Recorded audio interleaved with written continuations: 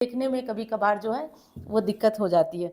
और कभी भी आप लोग स्वास्तिक बनाएं तो एक काम कर लें, स्वास्तिक कभी भी आधा नहीं बनाया जाता है, हमेशा स्वास्तिक बनाने के बाद दोनों तरफ से लाइन खींच करके इस तरह से देखिए, ध्यान से स्वास्तिक को बंद भी आप लोग किया करें। तो इस तरह से कर दें।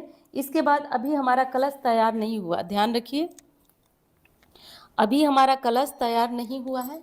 हम कलश के गले में मौली बांधेंगे। वीडियो थोड़ी सी लंबी हो सकती है दोस्तों, तो कलश के गले में हम मौली बांधेंगे। उसके बाद कलश को रखने के लिए आप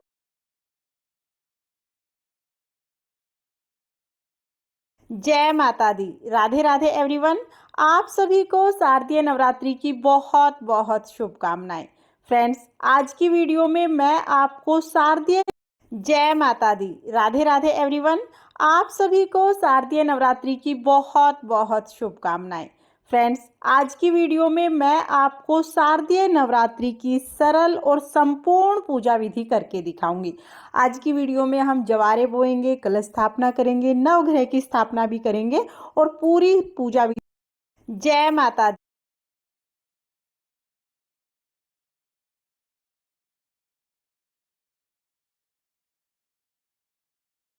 जय माता दी। राधे राधे एवरीवन।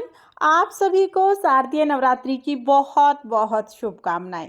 फ्रेंड्स, आज की वीडियो में मैं आपको शारदीय नवरात्रि की सरल और संपूर्ण पूजा विधि करके दिखाऊंगी। आज की वीडियो में हम जवारे बोएंगे, कलश स्थापना करेंगे, नवग्रह की स्थापना भी करेंगे और पूरी पूजा विधि मैं आपके सामने करके दिखाऊंगी ताकि आपके सारे डाउट्स क्लियर हो जाएं। तो देखिए, नवरात्रि के दिन सुबह सुबह स्नान आदि करने के बाद जिस जगह पर पूजा करेंगे उस जगह को पहले साफ करके एक चौकी लगा लेंगे। चौकी पर हम लाल रंग का वस्त्र बिछाएंगे। अब इस पर थोड़े से चावल का आसन देकर हम माँ भगवती के स्वरूप माँ दुर्गा को विराजमान करेंगे। तो माता का जो भी स्वरूप आपके पास है, फोटो या मूर्ति, उसको आप यहाँ पर विराजमान करेंगे। नई फोटो या मूर्ति लाने की जरूरत नहीं है, जो आपके पास पहले से है उन्हीं को आप विराजमान कर सकते हैं। इसके बाद गणेश जी को विराजमान कर देंगे। फिर हम जवारे बोएंगे। तो जवारे, आप मिट्टी का पात्र है तो मिट्टी के पात्र में जवारे बो दीजिए। अगर आपके पास मिट्टी का पात्र नहीं है तो आप घर में किसी बर्तन को साफ करके उसमें भी जवारे उगा सकते हैं। तो पहले इस पात्र पर मैंने तिलक कर लिया, उसके बाद इसको मिट्टी से हम भर लेंगे। फिर इसमें हम जौ बो देंगे। कई जगह पर जौ और कई जगह पर गेहूं के जवारे बोए जाते हैं, तो यहाँ पर हम जवारे बो देंगे। उसके बाद इस पात्र पर हम कलावा बांध देंगे और कलावा बांधने के बाद इस पात्र को हम चौकी पर रख देंगे। बहुत से लोग जवारे के ऊपर कलश की स्थापना भी करते हैं, तो आप चाहें तो जवारे के ऊपर कलश की स्थापना कर सकते हैं या आप जवारे को चौकी पर रख दीजिए, कलश की स्थापना आप अलग से कर लीजिए। अब हम कलश की स्थापना करेंगे तो माता रानी के सीधे हाथ की तरफ हम कलश की स्थापना करेंगे। तो यहाँ पर चावल का आसन देकर मैं इसके ऊपर कलश रखूंगी। आप मिट्टी का, तांबे का या पीतल का कोई भी कलश ले सकते हैं। कलश के कंठ पर मोली बांध लेनी है और कलश पर हम स्वास्तिक बना लेंगे। अब इस कलश को चावल के ऊपर रखने के बाद सबसे पहले इसमें गंगा जल डालेंगे। गंगा जल डालने के बाद हम इसको शुद्ध जल से भर लेंगे। कलश को कंठ तक जल से भरने के बाद हमें इसमें 5 चीजें डालनी है। तो हल्दी, सुपारी, सिक्का, लौंग और इलायची, ये 5 चीज हमें डालनी है। उसके बाद हम पंचपल्लव यानी आम के पत्ते लगा देंगे। तो आम के पत्तों को तिलक करके लगा दें। फिर हम नारियल को तिलक कर लेंगे। नारियल के ऊपर हम लाल रंग का कपड़ा बांध लेंगे। कोई भी लाल रंग का कपड़ा आप ले सकते हैं, नया कपड़ा लेना है या तो आप चुनरी ले सकते हैं। इसके बाद हमें, आप चाहें तो आप कलश के ऊपर ढक्कन रख के उसमें चावल भर के और फिर नारियल आप कलश के ऊपर रख सकते हैं। तो इस तरह से आप कलश की स्थापना कर सकते हैं। या फिर आप चाहें तो पत्ते रखने के बाद सीधा आप नारियल कलश के ऊपर रख सकते हैं। अगर आप सीधा नारियल रख रहे हैं तो नारियल का जो मुख है वो ऊपर की तरफ होना चाहिए। हमने सीधा नारियल रखा है इसलिए नारियल का मुख ऊपर की तरफ किया है। तो कलश की स्थापना हो गई है। कलश की स्थापना करने के बाद फिर हम नवग्रह की स्थापना करेंगे। तो देखिए, नवग्रह की स्थापना करने के लिए हम 9 चावल की ढेरी लगा लेंगे। तो यहाँ पर एक समान 9 चावल की ढेरी हमें लगानी है। अगर आपके यहाँ पर चूहे वगैरह की प्रॉब्लम है, आप चावल से नहीं नवग्रह बना सकते हैं तो सीधा सुपारियों से भी बना सकते हैं। तो हम चावल की ढेरी लगा लेंगे, उसके ऊपर हम एक एक सुपारी रख देंगे। आप चाहें तो सिर्फ 9 सुपारी रखकर भी नवग्रह की स्थापना कर सकते हैं। या आप चावल और सुपारी दोनों ले लीजिए। तो यहाँ पर हमने नवग्रह की स्थापना कर ली है। इसके बाद आप चाहें तो आप षोडश मातृकाओं की स्थापना भी कर सकते हैं। वैसे माता रानी में सभी माताओं का स्वरूप है, तो यहाँ पर हमने स्थापना कर ली है। पहले दिन हमें ये सब स्थापना करनी है, उसके बाद हम पूजा शुरू करेंगे। पूजा में आप चाहें तो आप अखंड दीपक जला सकते हैं। अखंड दीपक जलाना आपकी मर्जी है, आप चाहें तो जला लीजिए, नहीं तो आप सिंपल दीपक भी जला सकते हैं। तो यहाँ पर हम देसी घी का सिंपल दीपक जला लेंगे। दीपक जलाने के बाद हाथ जोड़कर हम संकल्प करेंगे, हे माता रानी, आज से मैं अपने घर में आपका पूजन कर रही हूँ, आप मेरी पूजा को स्वीकार करें और मेरी गलतियों को क्षमा करें। पहले दिन ऐसे संकल्प करने के बाद हम पूजा शुरू करेंगे। पूजा में सबसे पहले जल के छींटे लगाकर भाव रूप में हम सभी को स्नान करा देंगे। सभी को स्नान कराने के बाद वस्त्र स्वरूप कलावा समर्पित करेंगे। तो यहाँ पर गणेश जी को वस्त्र स्वरूप कलावा समर्पित कर दिया है, जनेऊ समर्पित कर दिया है। जनेऊ ना हो तो सिर्फ कलावा समर्पित कर सकते हैं। फिर माता रानी को कलावा समर्पित कर देंगे, लाल रंग की चुनरी उड़ा देंगे। कलश पर हमने पहले ही चुनरी बांध दी है और कलावा भी समर्पित कर दिया है। इसके बाद नवग्रह पर भी हम कलावा समर्पित करेंगे, तो कलावे के छोटे छोटे टुकड़े हम नवग्रह पर समर्पित कर देंगे।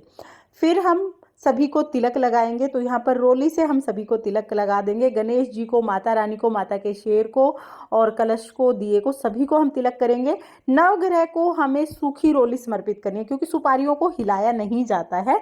तो रोजाना हमें जब भी तिलक करेंगे, नवग्रह को हमें सूखी रोली समर्पित करनी है। तो इस तरह से नवग्रह को हम तिलक कर देंगे। इसके बाद सभी को हम फूल समर्पित करेंगे। तो जो भी फूल आपको मिल जाए वो फूल आप पूजा में समर्पित कर दीजिएगा। सभी को हम फूल समर्पित करेंगे। फिर चावल समर्पित करेंगे। चावल टूटे हुए नहीं होने चाहिए, साबुत चावल पूजा में लिए जाते हैं। फिर हम माता रानी को श्रृंगार समर्पित करेंगे। श्रृंगार की जितनी चीजें आप समर्पित करना चाहें उतनी चीजें आप समर्पित कर सकते हैं। एक बार श्रृंगार समर्पित किया जाता है। पूरी नवरात्रि में किसी भी दिन आप माता रानी को श्रृंगार समर्पित कर सकते हैं। फिर हम माता रानी को पान समर्पित करेंगे। अगर आपको मीठा पान मिल जाए तो मीठा पान समर्पित कर दीजिए, नहीं तो आप पान के पत्ते पर सुपारी, लौंग, इलायची और पताशा रख के भी समर्पित कर सकते हैं। पान का पत्ता भी ना मिले तो आप लौंग और इलायची समर्पित कर दीजिएगा, लेकिन कोशिश कीजिएगा कि कम से कम स्थापना के दिन आप पान जरूर समर्पित करें। तो यहाँ पर हम पान समर्पित कर देंगे। उसके बाद भोग में हम पताशे जरूर समर्पित करेंगे। पताशे का भोग सबसे शुद्ध और सबसे ज़्यादा अच्छा माना जाता है, तो पताशे आप जरूर समर्पित कीजिएगा। पताशे ना मिले तो आप मिश्री ले सकते हैं।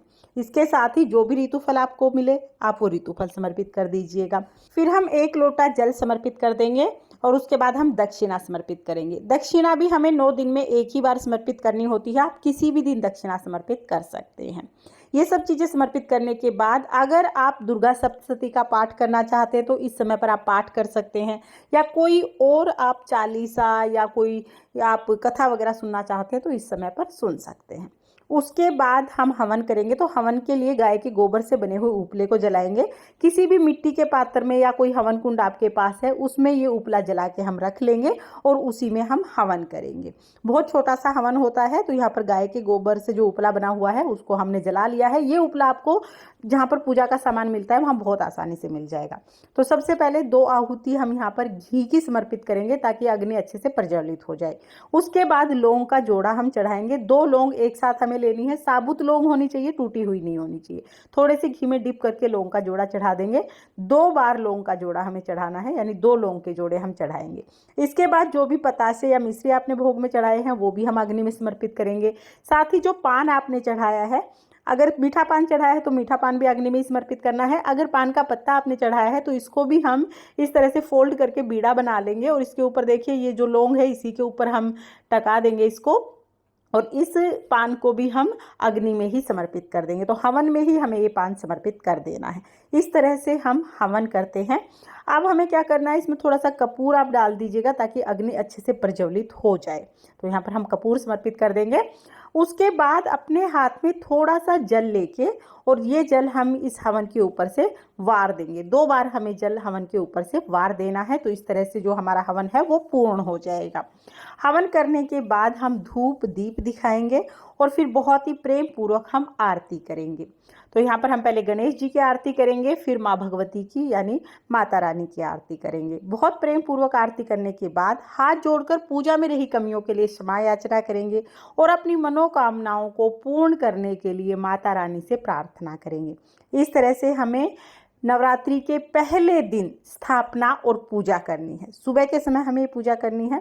पूजा के बाद हम ये जवारे सींच देंगे, तो पहले 2-3 दिन आप जल के छींटे लगाकर जवारे सींच दीजिएगा। उसके बाद 1 लोटा जल हम सूर्य देवता को अर्घ दे देंगे। इसके बाद जो भी भोग